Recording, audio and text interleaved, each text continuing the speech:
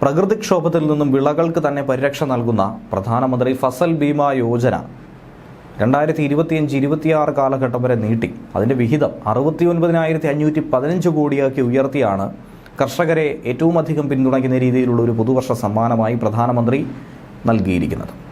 പ്രധാനമന്ത്രിയുടെ ഈ വർഷത്തെ ആദ്യത്തെ കേന്ദ്ര മന്ത്രിസഭാ യോഗത്തിലാണ്, നരേന്ദ്രമോദി തന്നെ അധ്യക്ഷത വഹിച്ച യോഗത്തിലാണ് ഇങ്ങനെ ഒരു അംഗീകാരം നൽകിയിരിക്കുന്നത്.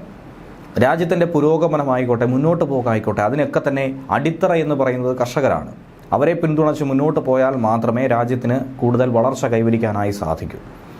ഈ 69,000 കോടി രൂപയുടെ പ്രയോജനം 4 കോടി കർഷകർക്ക് ലഭിക്കുമെന്നാണ് മനസ്സിലാക്കാൻ കഴിയുന്നത്.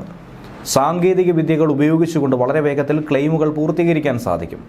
എൻറോൾമെൻറ്റും കവറേജും ഒക്കെ തന്നെ വർദ്ധിപ്പിക്കും. ഫസൽ ബീമാ യോജന വളരെ എളുപ്പമാക്കാൻ, സാധാരണക്കാർക്ക് മനസ്സിലാകാൻ നിയമങ്ങളും ചട്ടങ്ങളും ഒക്കെ തന്നെ ഭേദഗതി ചെയ്ത് മുന്നോട്ട് കൊണ്ടുപോകും. ഒപ്പം തന്നെ 824 കോടിയുടെ കോർപ്പസ് ഉപയോഗിച്ചുകൊണ്ട് fund for innovation and technology രൂപീകരിച്ച് മുന്നോട്ട് പോകും. എസ്ടെക്, വിൻസ് തുടങ്ങിയ സാങ്കേതിക സംരംഭങ്ങൾക്കും പഠന വികസന കേന്ദ്രങ്ങൾക്കും ഗവേഷക കേന്ദ്രങ്ങൾക്കും കൂടുതൽ ധനസഹായം നൽകി കാർഷിക മേഖലയെ ഉന്നമനത്തിലേക്ക് കൊണ്ടുപോകാനാണ് ശ്രമിക്കുന്നത്. ഇനി അടുത്തതായി പറയുകയാണെങ്കിൽ കേരളത്തിൽ ഏറ്റവും നല്ലൊരു നീക്കം തന്നെയാണ് കേന്ദ്രത്തിൻ്റെ ഭാഗത്തു നിന്നും നടന്നിരിക്കുന്നത്. 1 ലക്ഷത്തിലധികം ആളുകൾക്ക് തൊഴിൽ ലഭിക്കുന്ന വലിയൊരു പദ്ധതി. അതിന് മുന്നിൽ നിൽക്കുന്നതാകട്ടെ കേന്ദ്രമന്ത്രി ജോർജ് കുര്യനും. അദ്ദേഹം കൊയിലാണ്ടി പുതിയാപ്പ ആർത്തുങ്കൽ ഫിഷിംഗ് ഹാർബർ വികസന പ്രവർത്തനങ്ങളാണ് നേരിട്ട് കണ്ട് വിലയിരുത്തിയിരിക്കുന്നത്. കാരണം രാജ്യത്ത് കേന്ദ്ര സർക്കാർ ക്ലൈമറ്റ് റെസിലിയന്റ് കോസ്റ്റൽ ഫിഷിംഗ് വില്ലേജായി തിരഞ്ഞെടുത്ത 6 ഗ്രാമങ്ങളുണ്ട്.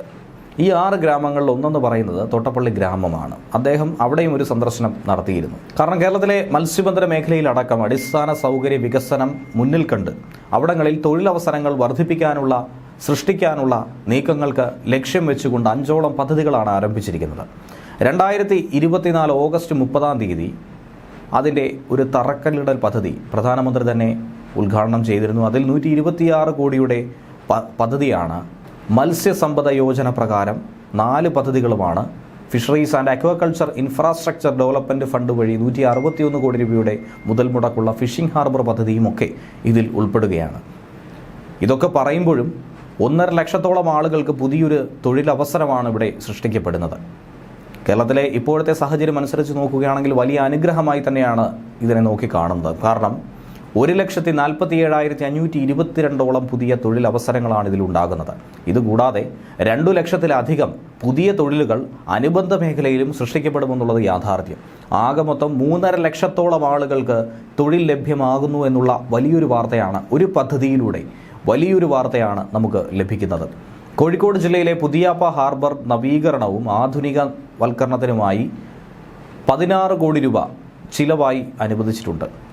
24,500 മത്സ്യത്തൊഴിലാളികൾക്ക് പ്രയോജനം ലഭിക്കുന്ന ഈ പദ്ധതിയിൽ കേന്ദ്ര വിഹിതം 9.63 കോടി രൂപയാണ്.